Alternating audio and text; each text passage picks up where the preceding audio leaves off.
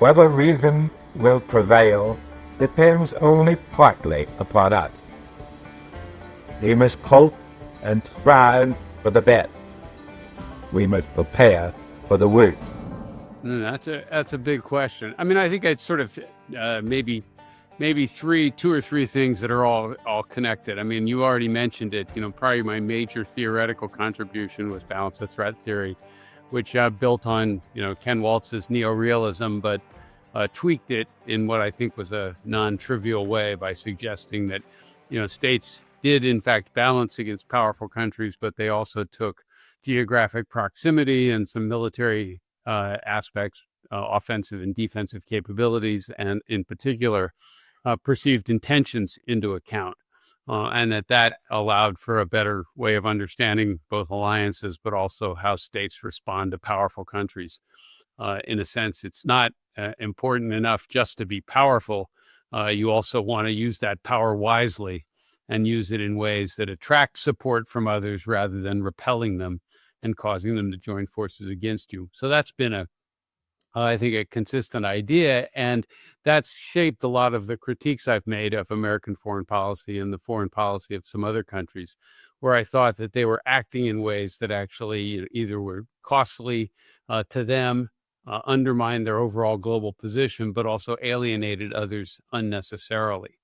And maybe the third theme that comes out later, much later in my career, was focusing on some of the domestic political aspects of American foreign policy, not just where the United States sat in terms of global power, but rather given the remarkable position the United States was in, particularly in the unipolar era, that gave it enormous latitude. And because it had lots of latitude, that meant domestic politics actually could matter. And so, John Mearsheimer and I wrote a book about the Israel Lobby, which built on that. And then my last book, The Hell of Good Intentions, was about how America's foreign policy elite, misunderstood the implications of unipolarity and did a lot of stupid things. One consequence of that, of course, was to, I think, open the door to someone like, Donald Trump, who ran for office in 2016 with a very pungent critique of both the Republicans and the Democrats who had preceded him. I think those would be the big contributions I've made. Well, I think that most importantly, they saw the forces of history sort of working in America's favor. That there were, trends that were going to make liberal democracy the default condition of world politics, and that this would be a perfectly, benevolent, harmonious world. So beginning with the Clinton administration, you have an effort that I and some others have called liberal hegemony, the idea that the United States was going to spread these liberal values around the world, peacefully if possible, but if necessary, coercively, and if necessary, by using military force. And the Clintonites, and I think also the Bush administration, believed this would be relatively easy to do.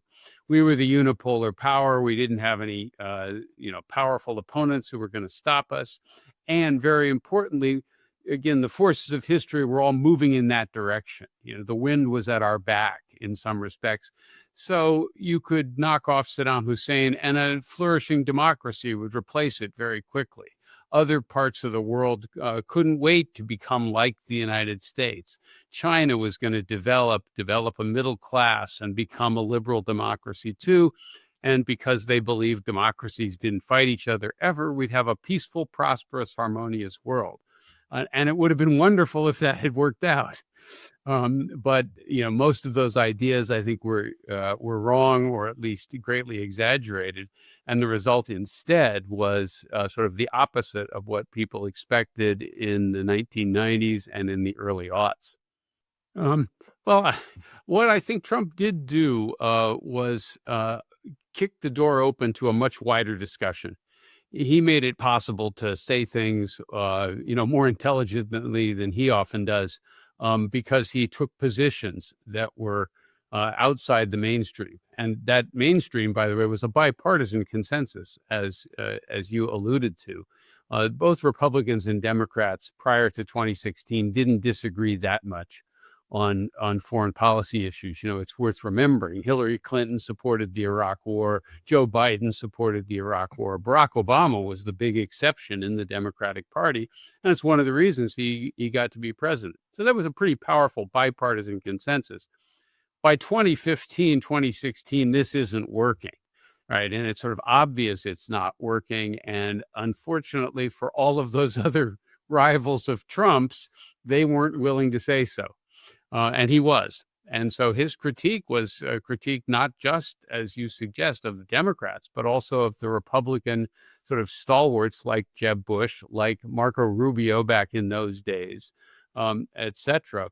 And some of the points he made back in 2016, resonated with people.